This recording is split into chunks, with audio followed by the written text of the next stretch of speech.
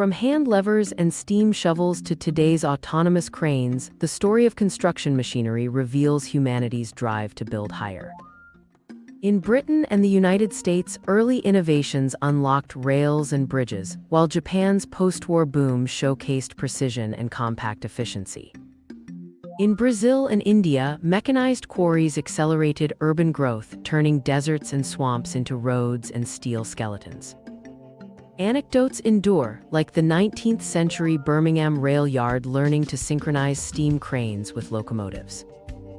Modern milestones, digital controls, autonomous bots, and hybrid power reveal not just tools but cultures of collaboration that built infrastructure worldwide.